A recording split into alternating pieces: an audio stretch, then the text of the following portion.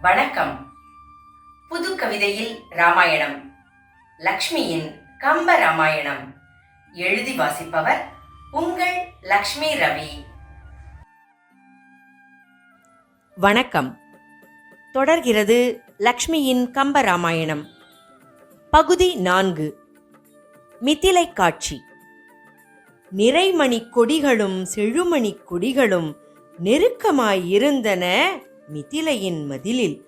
அவை திருமகள் சீதா இவ்விடம் இருப்பதாய் கரமதை அசைத்து ராமனை அழைத்தன. பொன்கலன்கள் இறைந்திருந்த தெரு கண்டு செல்வத்தின் மிகுதி எங்கும் மிளிரக் கண்டனர். வீணை இசை நாடகங்கள் ஒலித்திருக்க கலை செல்வம் எங்கெங்கும் ஓங்க கண்டனர். மலை மீது மலை மோதி போர் செய்வதைப் போல் வெள்ளை நிற தந்தம் கொண்ட யானை பார்த்தனர். கடிவாளம் பூண்டிருந்த சண்டை குதிரைகள் விரைவாக பாய்வதையும் பார்த்து சென்றனர். களங்கமில்லா சந்திரனின் உதயம் போலவே சாளரங்கள் தோறும் பல பெண்கள் பார்த்தனர். கமல மலர், ஆம்பல் மலர் பூத்த தடாகம் எங்கும் மகளிரெல்லாம் மனம் குளிர குளிக்க கண்டனர். வீரம் ஆண்மை நிறைந்த இளம் வீரர் கூட்டமாய் உருட்டியாடும் வட்டுக்காய் பார்த்து சென்றனர். அரணெனவே மாளிகையின் பொன்மதில் அருகில் பெருகியோடும் கங்கையொத்த அகழி கண்டனர்.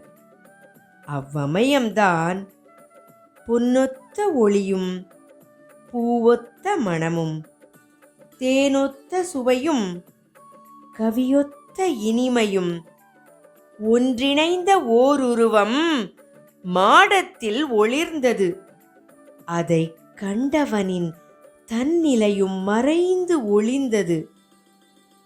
உவமை என்னும் பொருளுக்கு உதாரணமாம் திருமகளே உருப்பெற்று மாடத்தில் நின்றிருக்க உவமைக்கும் ஒப்புக்கும் எவ்வகை நாடி எவ்வித முறைத்து எப்படி விளக்கிட?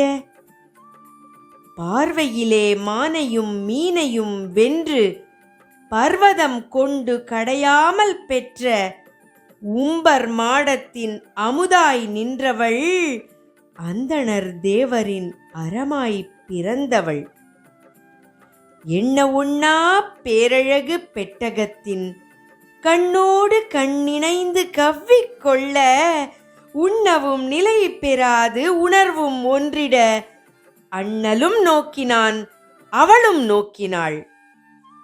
பருகிய பார்வையால் பாசமும் பெருகிட ஒருவரை ஒருவர் உள்ளம் ஈர்த்திட வில்லுடை ராமனும் வாழ்கண் நங்கையும் நல்லிதயம் தன்னில் இடம் மாறி புகுந்தனர்.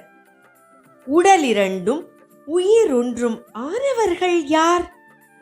பார்க்கடலிலே பள்ளி இருக்கையில் கலவி நீங்கி பிரிந்திருந்த ஐயனும் நங்கையும் இன்று சேர்ந்திட நேர்ந்ததை சொல்லவும் சாலுமோ?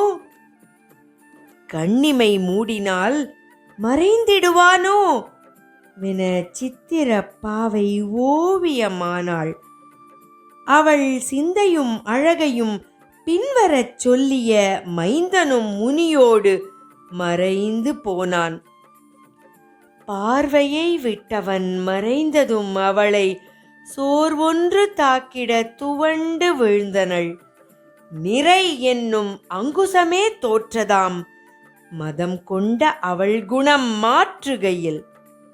நலம் குன்றி உடல் மெலிந்த நங்கையினை மலர் படுக்கையில் கிடத்தினர் தோழிகள். வேடன் கை அம்பு பட்ட மயில் போல மனம் வெதும்பினாள் காமனம்பு தைத்திட.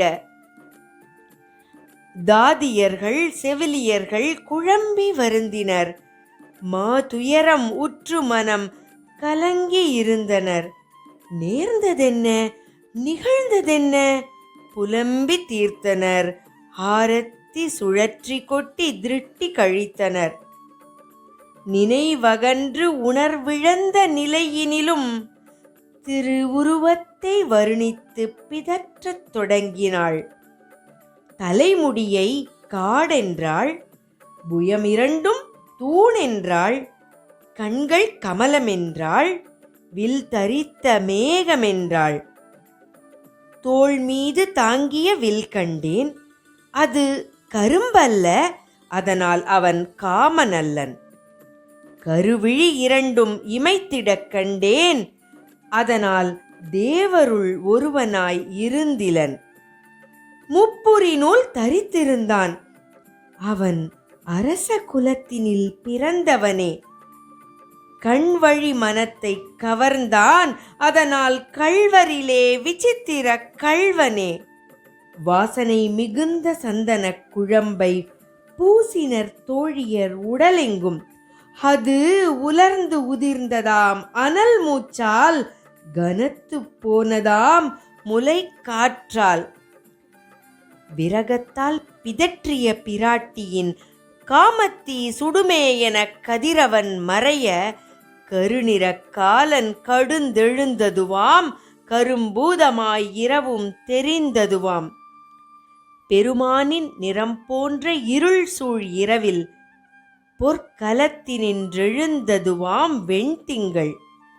பேரரசர் வீழ்ச்சி போல கமலம் குவிந்ததாம், சிற்றரசர் வெற்றி போல ஆம்பல் மலர்ந்ததாம். அன்னம் இங்கனம் இருக்கையிலே முன்னம் விழிவழி கவர்ந்த கள்வனை மன்னன் இனிதாய் வரவேற்றான், பொன்னகர் மாடத்தில் உய்த்திட்டான். ஜனகனின் அரசவை புரோகிதராய் அகலிகை பெற்ற கௌதமன் மகனாம் சதானந்த முனிவர் வீற்றிருந்தார். அவரை வணங்கித் தொழுதனர் தசரத குமரர்கள். ஆசிகள் அளித்த பின் கோமுனியும் கௌசிக முனிவனின் முகம் நோக்கி, இப்போது நீரிவன் எழுந்தருள இப்பூதலம் செய்திட்ட தவம் யாதோ என்ன? கௌசிக முனி விஸ்வாமித்திரரின் மற்றொரு பெயர். கேட்டி மாதவ, இப்பெருந்தகைதான் இடித்த வெங்குரல் தாடகை வதைத்தான், அடுத்து எம் வேள்வியும் அகலிகை சாபமும் முடித்து என்னிடர் முடித்தவனென முனி முடித்ததும், நறுமலர் அணிந்த நாயகனே, இவன் நீதி நெறியுடன் புரந்தனன் இப்புவியை அறிவீர் இக்கௌசிகன் வரலாற்றை கூறத் தொடங்கினார் சதானந்த முனி. அரசரின் தோள்வலி படைவலியை விட மறையுணர் வசிட்டரின் வலிமை பெரிதென திசையெங்கும் சென்றான் அறிந்து கொண்டு, அருந்தவம் புரிந்தான் பல்லாண்டு. தவத்தை கலைத்திட மன்மதனும் இவன் பால் அம்பினை விடாமல் விடுத்தான். தன்னுணர்விழந்ததால் தவப்பலனை அரைநொடி உணர்ச்சியால் தவறவிட்டான். பின் நஞ்சென உமிழ்ந்து குறுநகை புரிந்தவன் நன்னெறி முறைகளை உணர்ந்து கொண்டான். திருசங்குக்கென ஸ்வர்க்கம் படைத்தான், யூபத்தீயினின்று அம்பரீசனை காத்தான்.